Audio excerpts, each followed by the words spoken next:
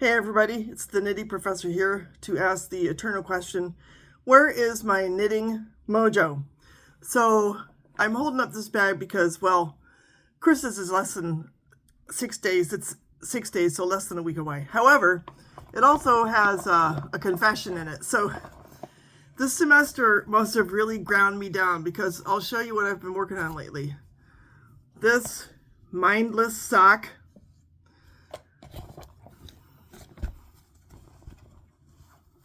This mindless sock. But when you work on the foot, man, you're really desperate for relaxation. A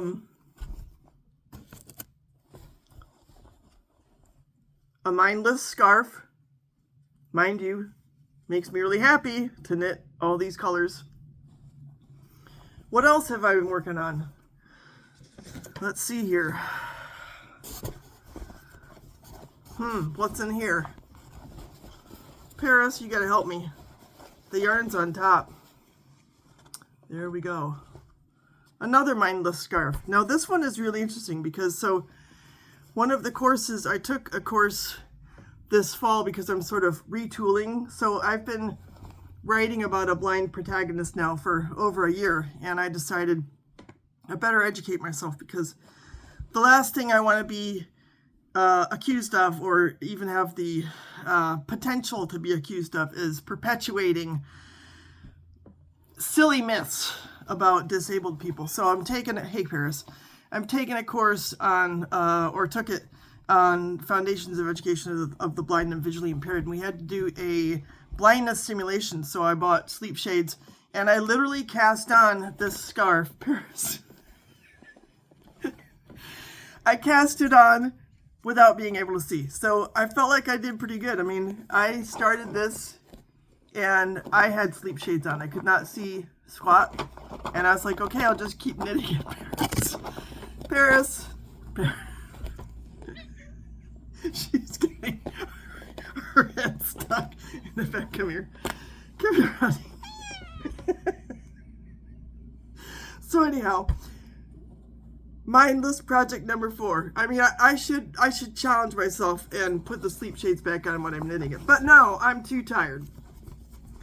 And the last thing I've been working on lately, you've seen, and I'm actually almost done. The rainbow garter stitch scarf. So yeah, I'll show you how long it's gotten. I'm shooting for 4 feet. I think I have like 5 inches to go. She's sneezing. So anyhow, she keeps playing with stuff. So anyhow, I mean, I should feel ashamed of myself. The good thing is I continue to knit and I continue to make beautiful things. But it's like, what happened to the person who knit this sweater, you know, or the person who took the image, the pen and ink image off of a greeting card, wrote it down on graph paper on a poster board, and needle pointed that leopard for like 7 years. I don't know, I gotta find that person again. I thought maybe if I talked to you about some of my ambitions, maybe it would help to get my mojo back, because I'm capable of doing some pretty cool stuff. But lately, it's like, nope, just give me that sock. You know, I'm just ground down. This morning, I worked all morning working on preparing courses for the spring after last night getting all my grades turned in. So it's been a grind. So anyhow, what would I like to learn? Well, we'll start with something that I think would be really cool. Double knitting.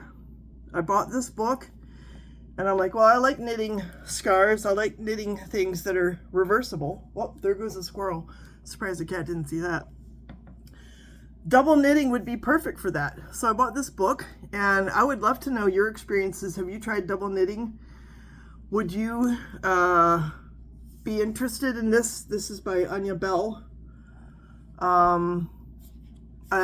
It's encouraging to hear in the back there's never a wrong way, right? And I found a few of the things in here kind of inspiring.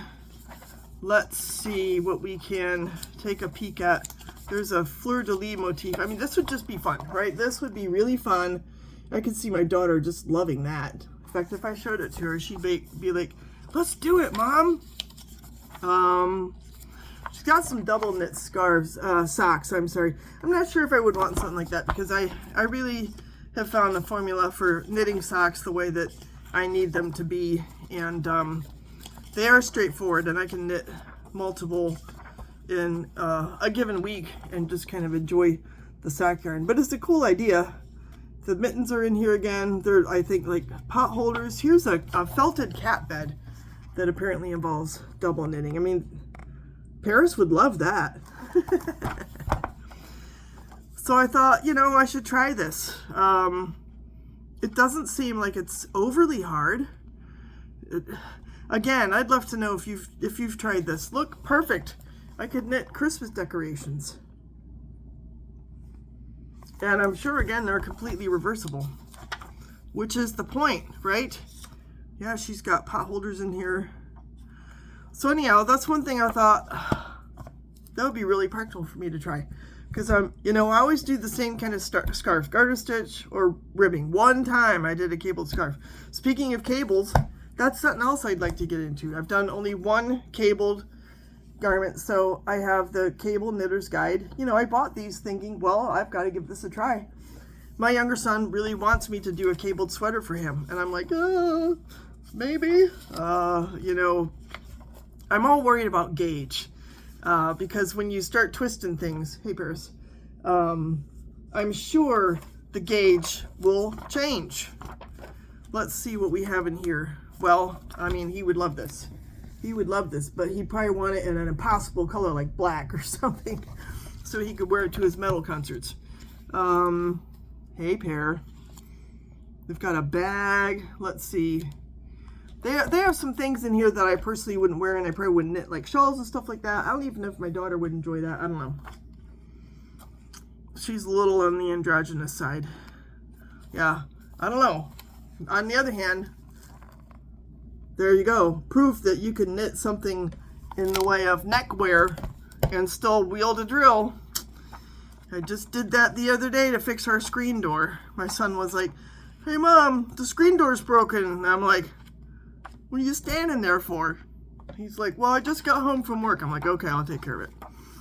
Got out my drill. I impressed him, man. He's like, you fixed it? I'm like, yeah. But it's got a lot of stitches in here. I mean, I could do swatches and I could really learn, you know. Get out of the... Paris wants to be in the bags with the knitting. This looks, I don't know, it's a bit much. Paris, come here. Get down. She is being a nut. Nothing new there. I'll have to do some more videos of her. This one looks really pretty. It says diamond with a knot. I think something like that would be up my alley. I have all the stuff. I mean, I've bought the needles. You know, I've got lots of wonderful yarn in plain colors. So now if I really wanted to go crazy, I could do this. And I was just looking at this the other night. I was like, yeah, now that is something I want to try. And then I was put off because these beautiful designs on the outside have insides that look like heck. You know, like somebody who's having a hangover. You got this gorgeous outside. It's a person all made up and ready to go. This gives you just a inkling. And then the back is like, you know, what happened? So I could do a tube, right? That's a lot of times what I'll do to get out of the difficulty of having a double-sided scarf where you have a backside that you definitely want to hide. I mean, this looks good, like how that is. Like you could almost call that, I did this deliberately, it's the front. And it is the back. So I suppose I'm probably, you know, exaggerating, but I'm finding excuses is what I'm doing, right? I don't know, I should really give this a try. I suppose, you know, if you did a whole sweater with that, that would be really cool. So this is called Color Cables. The author is Andy Smith. Thought I should try it. And by the way, the Cable Knitter's Guide is by Denise Sampson. There you go. I'm the type of person too where it's hard for me to figure it out from a book. I have to go to YouTube and see the how-tos.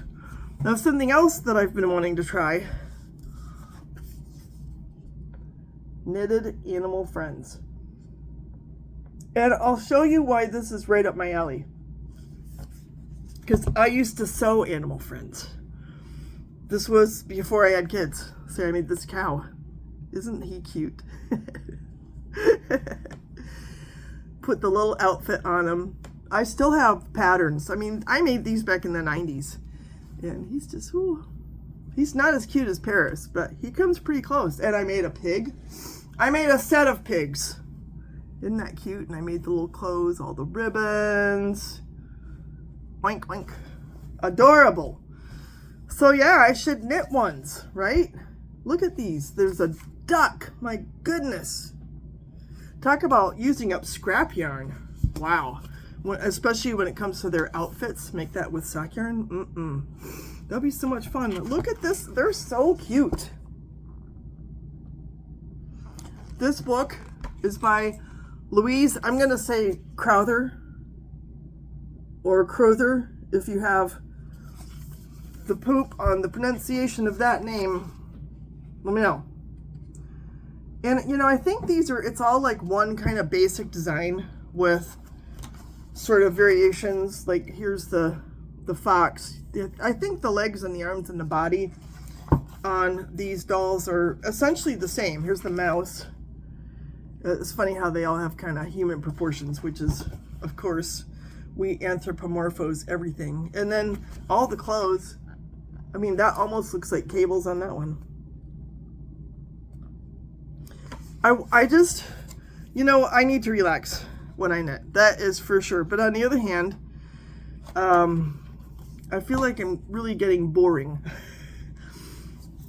Or I could make birds. This is the Arna and Carlos Field Guide to Knitted Birds. I've had this one around for a while too, thinking, wouldn't that make great Christmas ornaments for someone? Could learn how to make buntings. I mean, they're really beautiful, especially when they're sort of staged in this way with whoever did the photography. That looks like a real geranium. Here's says it's a robin. And it's a tea cozy. I drink tea. I could use a tea cozy. That's actually really cute. And it couldn't take very long, right? I mean, how ambitious is this really? Is the question I should ask myself. A white wagtail. There are probably a lot of European birds in here. That here we have like grackles and have these yellow birds.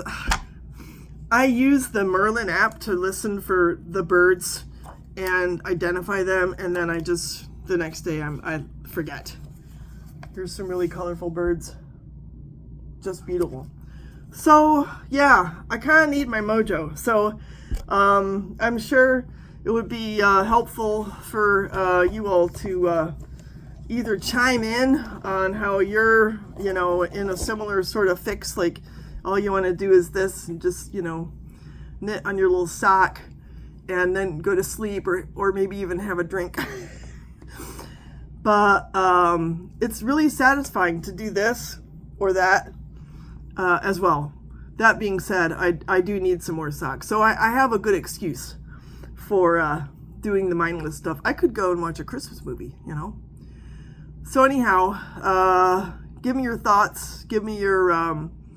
maybe you can identify a commiserate, or you could coach me a little bit if you're game, or if you have experience with some of these projects that I'm thinking about trying. Maybe you could encourage me, like, it's not hard, it'll be just as mindless if you let it be. So in any case, I think I'll just keep knitting on this sock here for a while, but even though we're not quite there yet, I'll wish you a Merry Christmas. Y'all take care. Bye.